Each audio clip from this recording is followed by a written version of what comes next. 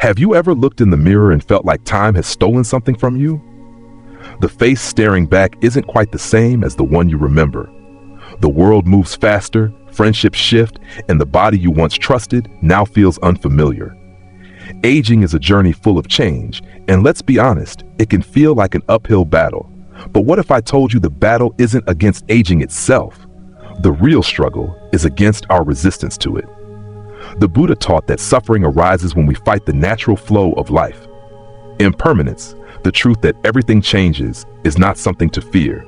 Instead, it is the very key to freedom. We spend so much time holding on, trying to freeze moments, trying to preserve what must inevitably change. But what if aging isn't something to dread? What if it's something to embrace? Today, I'll share 5 profound Buddhist lessons about aging that will completely shift your perspective. These truths are not bitter. They are powerful, liberating, and even beautiful. Once you embrace them, you'll begin to experience aging not as a loss, but as an unfolding of something deeper, something richer. So stick with me, because what you'll learn today might just change the way you see the rest of your life.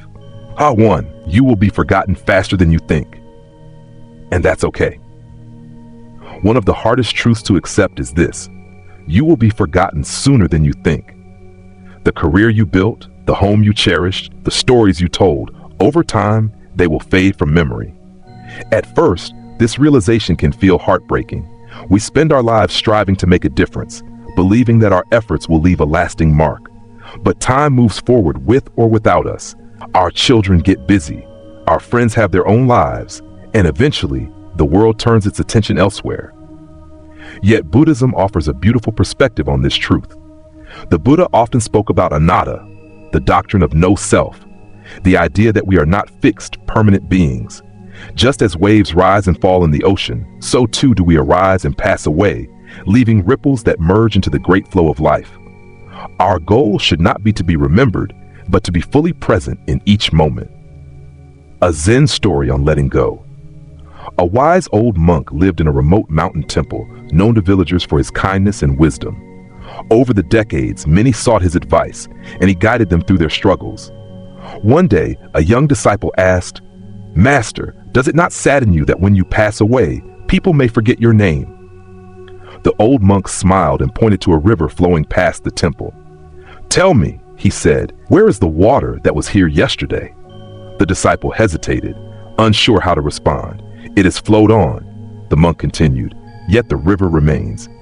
The lesson was clear. It is not the name we leave behind, but the current of our actions, the effect of our kindness, that endures. A Zen monk once said, "A single candle can light 1,000 others without losing its own flame." The kindness, wisdom, and love you share today do not disappear. They live on, not as names in history books, but in the hearts of those you've touched. Think about it. Do you remember the name of every teacher who ever inspired you? Probably not, but their influence shaped you nonetheless. So let go of the need to be remembered. Instead, focus on living well now. Be kind, be present.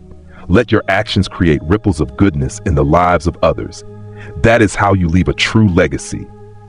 Aging is not about chasing after a name that lingers in history. It's about making every moment meaningful so that when your time comes, you can go with peace, knowing that the river of your life has nourished others along the way. 2.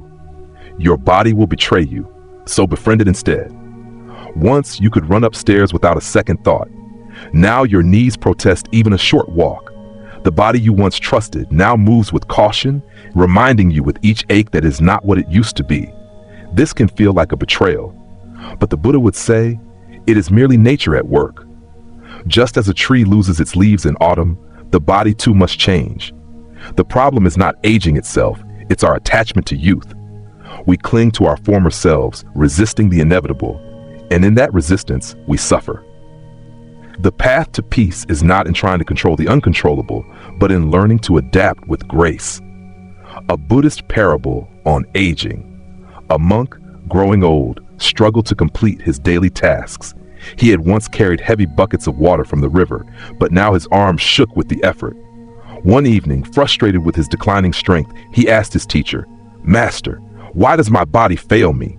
It once obeyed my every command. The teacher smiled and handed him a cracked clay pot. This pot, he said, once held water without effort. Now it leaks. Does that mean it is useless? The monk shook his head. No, master, it still holds some water. And does that not still serve a purpose? The teacher asked. The water that escapes nourishes the earth. The pot is not as it once was, but it is still of use. The old monk nodded in understanding. His body was like the pot. It had changed, but it still had purpose. And so do you. Aging is not about lamenting what has been lost, but recognizing what remains. Perhaps you cannot run as fast, but you can still walk. Perhaps you cannot lift as much, but you can still carry love, wisdom, and experience. Your hands may shake, but they can still reach out in kindness.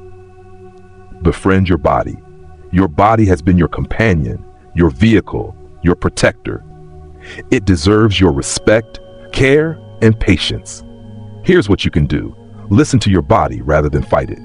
If it asks for rest, give it rest. Keep it active in gentle ways that suit your current state. Treat it with kindness, not frustration. Your body is not failing you. It is simply evolving. And most importantly, do not let aging stop you from living fully. A frail body does not mean a frail spirit. As long as you have breath, you have purpose. Think of the elders who inspire you. They are not admired because they look young, but because they radiate wisdom and peace.